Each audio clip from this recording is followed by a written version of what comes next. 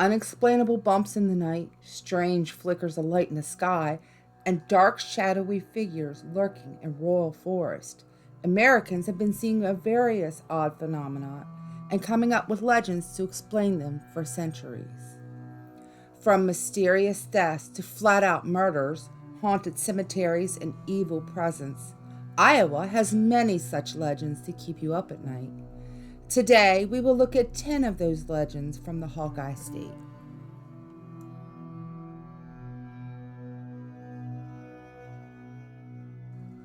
Sometime around 1920, on a stretch of track near Charles City, a train loaded with passengers came through and had an accident. With many of the train cars still being made of wood in those days, they caught fire quickly and spread throughout the train. Many passengers were trapped in their cars and couldn't escape the blaze and died. A large number of those deaths were from a car loaded with orphan children. According to legends, they still linger in the surrounding woods today. The hill at the location of the tragic accident is known as Iron Hill. Hikers and other visitors have reported hearing the cries of children, with some claiming to smell the faint smell of burnt wood and smoke. There are also reports of a ghostly little girl in a white dress wandering through the woods.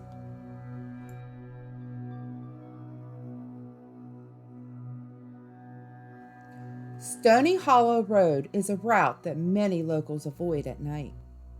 According to legends, in the 1800s, a young woman named Lucinda was supposed to meet her fiancé at the Bluffs.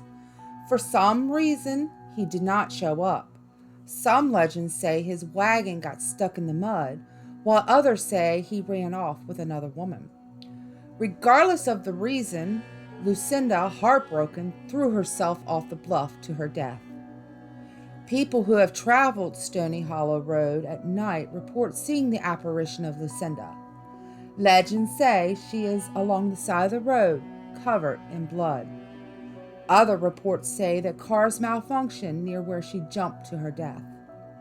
Legends also say that if you go to the bluff where Lucinda jumped, say her name 3 times, she will appear. If Lucinda leaves a rose at your feet, you will die in 24 hours.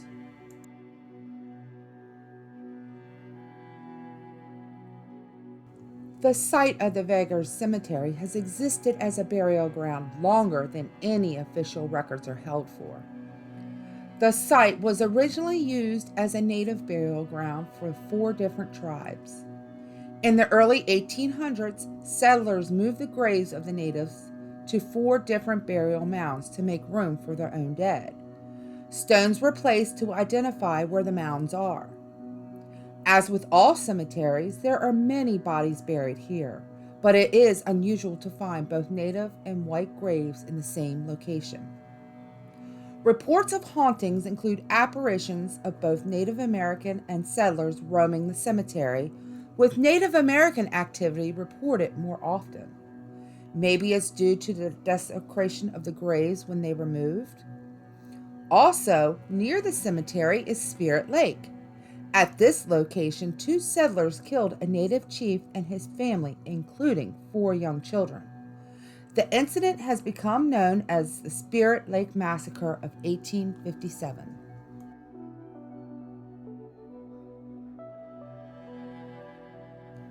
The Villisca Axe Murder House is the kind of attraction that speaks for itself. The name says it all, and the legends surrounding it the only advertisement needed.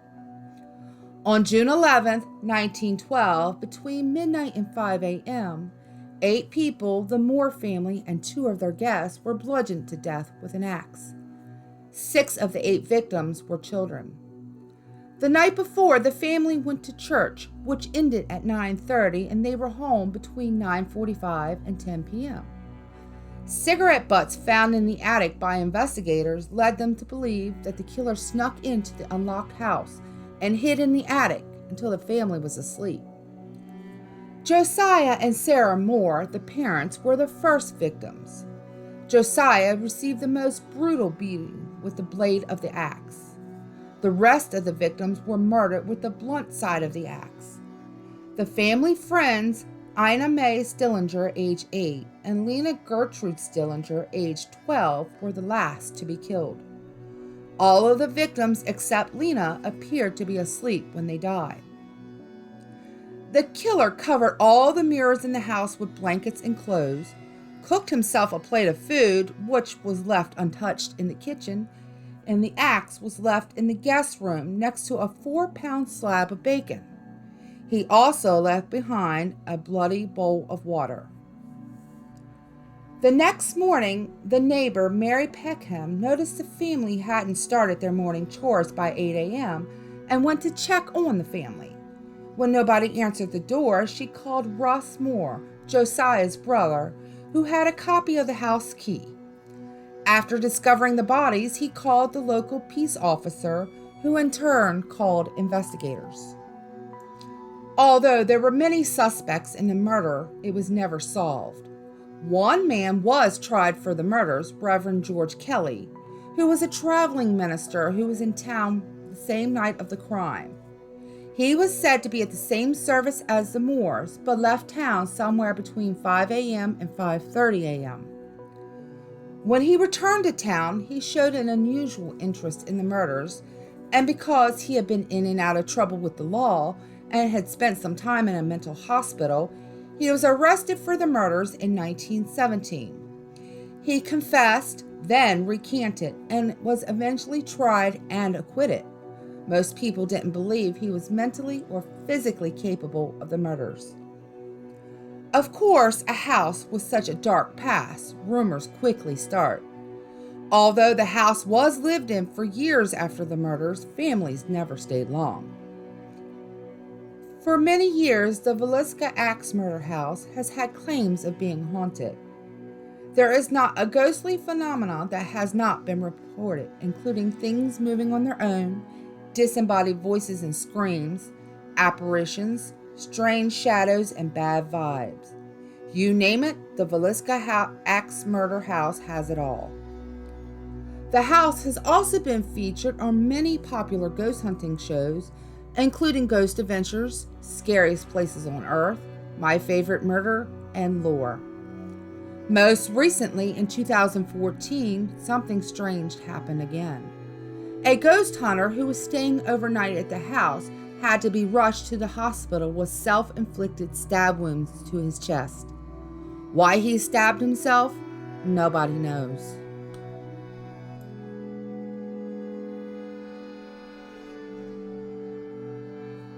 Old mental hospitals are a place of pain, fear, anger, and abandonment.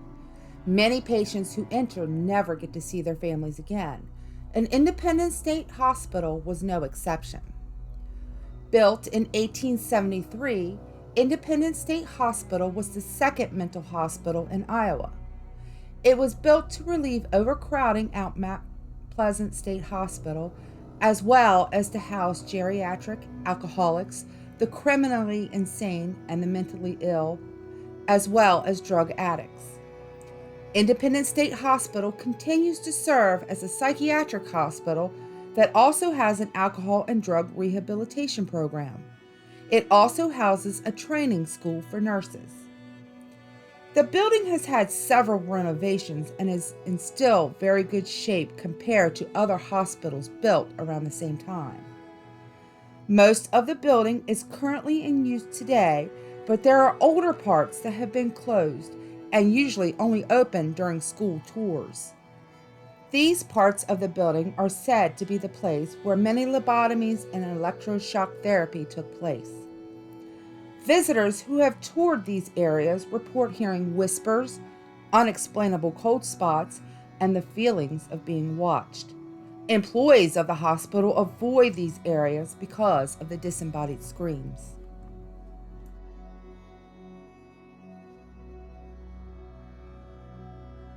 Statues can be creepy as they are, with their eyes that seem to stare right through us. Even without any kind of haunted history, they still manage to creep us out. But add a legend and they really send us into the land of the eerie. In Fairview Cemetery is a statue of a black angel that is surrounded by dark history and legends. Fairview Cemetery is one of the oldest cemeteries in Iowa. Originally a native burial ground, it has become used for the Mormon settlers of the area. In 1854, Grenville Mellon Dodge and his wife Ruth Ann Brown moved to the area. During the Civil War, Grenville became a general. After the war, he took a job with the Union Pacific Railroad.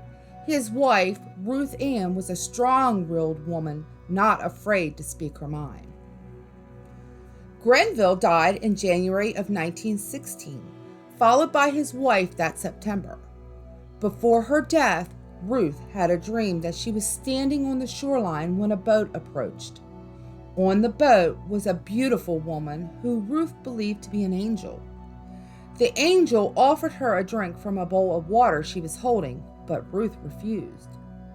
She had the same dream 3 times, and the 3rd time she accepted the drink. Ruth Ann told one of her daughters about the dream, saying she finally took the drink and it gave her immortality. She died soon after. The year following her death, Ruth Ann's daughter hired Daniel Chester French to cast a bronze statue commemorating the angel who gave Ruth Ann eternal life in her dream. Several decades later, residents began reporting strange occurrences around the cemetery. One local reported that the statue left its pedestal and flew around the grounds. The statue is also reported to visit fresh graves at night.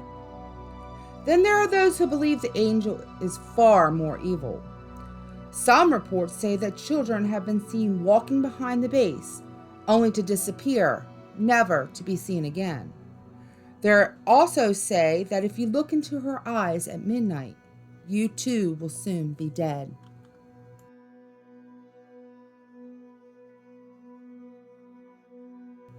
In June of 1840, the land located at Section 36 Wayne Township was deeded for a courthouse with a grant being signed by President Buchanan. Shortly after, the county seat was changed, and the commissioners kept the grant and established a county poor farm. Described as a comfortable retreat for the lazy, able-bodied, and willing dependent applicants, the poor farm housed the poor, incurably insane, and disabled tenants. They gave them food, shelter, for labor farming, and care for livestock. The poor farm was in operation from 1850 to 1910. During that time, there were over 150 deaths documented. In 1910, the poor farm closed and was torn down, and Edinburgh Manor built at the same location to house the incurably insane, the poor, and the elderly. Often referred to as the Manor, Edinburgh remained open until November 2010. Medical documents and personal belongings can still be found in the manor. When the last patients left and the employees left, they never returned. Most visitors hear and see many unexplainable happenings, but the most common sighting is of the Joker. The Joker is said to be a violent spirit that likes to terrorize visitors by choking them. He often shows in photos as orbs or dark, unexplainable shadows.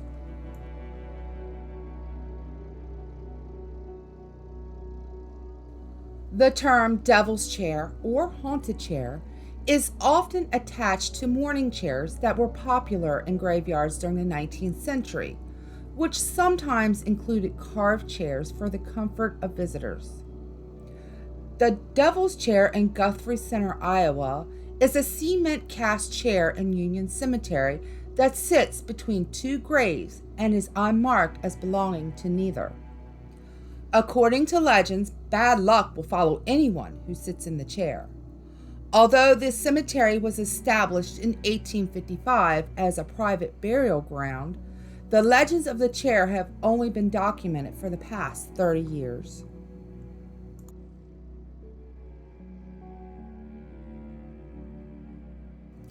Just outside of Shellsburg, in a cemetery, is an angel statue that marks the grave of 2 young children that died in the 1940s.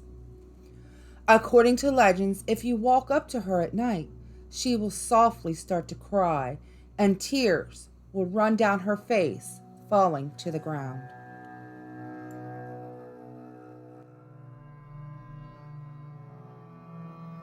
There is a legend about an old abandoned house in Clarion. If you go to this house, walk upstairs, take one of the old family photos left behind with you and go to sleep with it. When you wake up, the picture will be gone. When you go back to the house, the picture will be back where you found it, and now there will be a dark figure of a man in the picture. The figure's name is George, and he will haunt you after you touch the picture. According to legends, if you let George touch you, he will take a part of your soul.